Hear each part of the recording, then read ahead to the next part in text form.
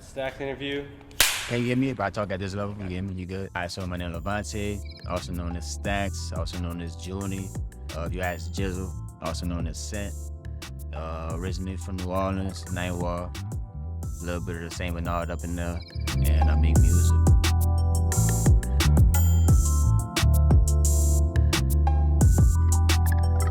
So first I fell in love with music as a whole, just riding the car with my pops. You know, I used to have like the 100 CD, like Discord of the black case. Just be flipping through there, looking for the next CD to put in. I used to always be bumping Hot Bars or DMX. One of his favorite albums was 400 Degrees by Juvenile. So I know all them songs almost like front to back. Then around like 6th grade, I have a partner, his name's Darren. He was already rapping at the time. And I don't know if y'all ever heard her name, Junie B. Junie B? That was my math teacher. Yeah, Junie B, we used to run with, Master P, Currency. Yeah, if you ask Currency, he'll be like, Junie B, how you doing? Yeah, Junie B, she used to be my math teacher. And she had her own label called Junie Bezel Records, I think. And Darren was already rapping at the time. And she was saying that she would want to sign him. And that's how I got brought into the music, because me and him were so close. So ultimately, one day he was like, yo, like, I want you to do this with me.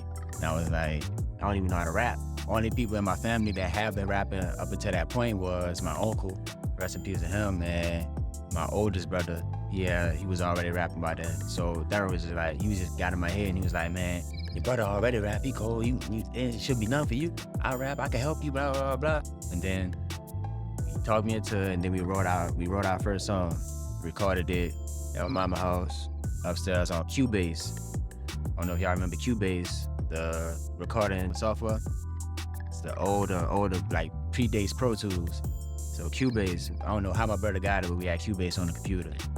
So we had this old, like, maybe. So we had like this little cheap Walmart mic and a lamp. And we set the mic inside the lamp, set it in the window, and that's how we recorded the song on Cubase.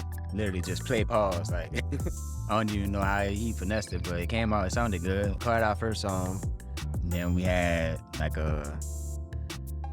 pretty much like I want to say like a talent show at school at Nelson, and we performed the song there in front of the school. Oh, we had a dance, and me and Darren performed the song there in front of the school, and everybody liked it so much that we performed it twice.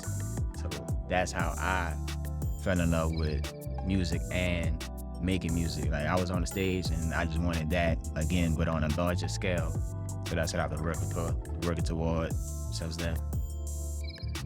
I mean, everybody coming out of New Orleans wanted to be the next Wayne. So I was sitting in the 6th grade writing murder bars. Like, I ain't never killed nobody, but that's what I was writing because he was talking about it.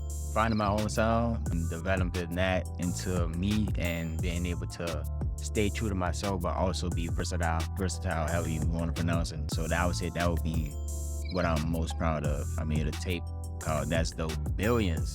Y'all know Millions?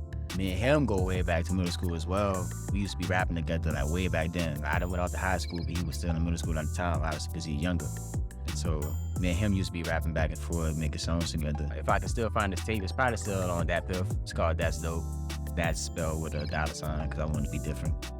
But how it felt as soon as it went live, like, it felt good, because I mean, that piff was the shit at the time. So to have your music on that piff and to be able to see it and tell people like, yeah, go play my music on that piff by his link, that to me, I was more proud of that than when I got my music on streaming services today.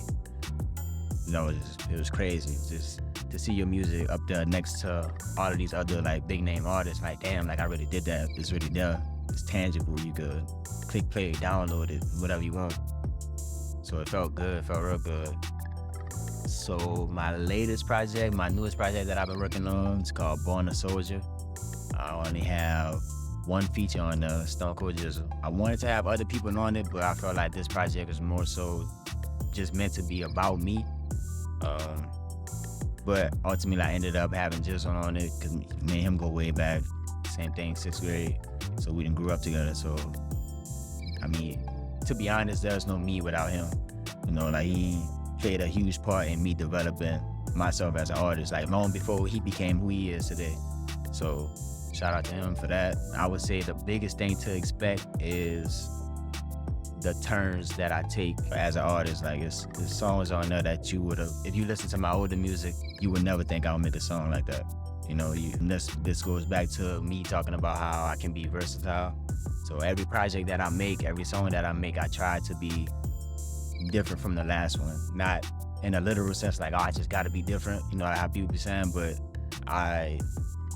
all of my music is emotionally based. So however I'm feeling, what I'm going through in my life at the time, that's how it's gonna come out. And you never know what that's gonna be. So I try to keep it that way, and I try not to get into the habit of, oh, I like how this song sound, I wanna recreate this like again and again. And so if I have a song that I'm just like, man, this is my favorite song today, I leave it at that, and I don't even try to go find another beat that sound like it or nothing like that. I leave it what it is and I move on to the next.